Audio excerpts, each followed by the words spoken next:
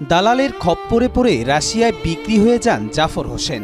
একটু সুখের আশায় সর্বস্ব বিক্রি করে সন্তানকে বিদেশ পাঠিয়ে এখন পথের ফকির পুরো পরিবার। একমাত্র সম্বল কেবল চোখের পানি।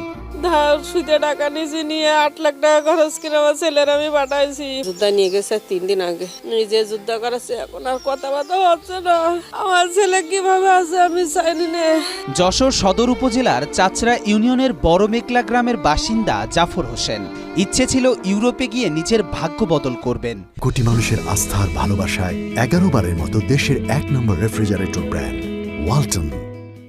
আর এ কারণেই এনজিও থেকে 4 লাখ টাকা ও সুদ করে 3 লাখ ও সোনার গহনা বন্ধক রেখে মোট 8 লাখ টাকার বিনিময়ে দেশ ছাড়েন তিনি। কিন্তু বিধিবাম, জাফর হোসেনের আর ইউরোপ যাওয়া হয়নি। এর আগেই দালাল চক্র তাকে রাশিয়ার কাছে বিক্রি করে দেয়। আমরা টাকা জমা দিই প্রথমত ছাই ফেরান যাওয়ার জন্য। আমাদের 2 বছর টাকার জন্য ঘোরাইছে, তারপরে দালালে বলে যে রাশিয়া নিয়ে যাবে। আমরা বললাম আমরা রাশিয়ায় দেবো না, যুদ্ধ দেশনে দেবো না। বাবুসির কাজে দিয়ে পাঠাইছে, আমরাও জানি যে বাবুসির কাজে দিয়ে পাঠাইছে। বাবুসির কাজ না দিয়ে তাদের বিক্রি করা হয়েছে 20 লক্ষ টাকায়। রাশিয়াতে গিয়ে তাকে ইউক্রেনের বিরুদ্ধে যুদ্ধের ময়দানে অস্ত্র হাতে নামতে হয়েছে। এদিকে জাফর চলে যাওয়ার পর বিপাকে পড়েছে তার পুরো পরিবার। ছোট ছোট সন্তান নিয়ে দুর্বিষহ জীবন পার করছে তার স্ত্রী।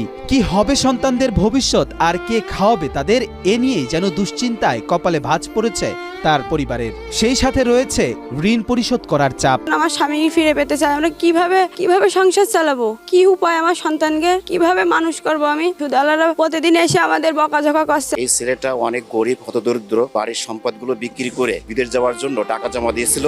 এদিকে অবচেতন মনে জাফরের ছোট্ট বাচ্চারা খুঁজে যাচ্ছেন বাবাকে। বাবা ছাড়া তাদের যে দিন কষ্টে কাটছে আধো আধো বুলিতে, তাই জানাচ্ছে শিশুরা। আমার আব্বু ফিরত চাই, আমার আব্বু জানি পড়ান করে। আর 2 বাচ্চা আছে, একটা ছেলে একটা মেয়ে, এবং তারা খুব অসহায় অবস্থায় আছে। তার দেখাশোনার কোনো লোকজন নেই। তার যেভাবে হোক তার সেই 2 ছেলে মিলে যে কোনো ব্যবস্থা করার জন্য আমি আপনাদের কাছে সরকারের কাছে আপনাদের জানাচ্ছি। জানা গেছে দেশের বিভিন্ন জেলায় মানব পাচারের একটি বড় ধরনের ফাঁদ পেতেছে ড্রিম হোম ট্রাভেলস নামের একটি প্রতিষ্ঠান। গ্রাম পর্যায় থেকে শুরু করে দেশের বিভিন্ন স্তরে তাদের এই চক্রটি সক্রিয় রয়েছে। শুধু তাই নয়, বাংলাদেশ থেকে রাশিয়া পর্যন্ত পৌঁছাতে প্রায় প্রতিটি পয়েন্টে এই চক্রের সদস্যরা কাজ করছেন। তাই জাফরের পরিবার সহ এলাকাবাসীর দাবি দ্রুতই সরকারি হস্তক্ষেপে সুস্থ স্বাভাবিকভাবে বাড়ি ফিরে আসুক জাফর। সেই সাথে কঠিন থেকে কঠিনতর শাস্তি হোক দালাল চক্রের। সরকারের কাছে আমার একটাই আবেদন, আমার ছেলে সুস্থভাবে আমার কাছে ফিরে এনে দেয়। সরকারের কাছে আমার একটাই আবেদন, আমার স্বামী ফিরে পেতে চাই। যে দালালের মাধ্যমে গেছে তাকে কঠিন শাস্তি দেওয়া হোক। সরকারের কাছে একটাই দাবি করব যে বড় ভাই দ্রুত যেন সুস্থ সবলভাবে আমাদের কাছে ফিরে আসে। সরকারের কাছে দাবি আমার ছেলেকে ফেরত চাই। সকলের সহযোগিতায় মায়ের বুকে ফিরে আসুক জাফর। সন্তানদের মুখে হাসি ফুটুক অচিরেই।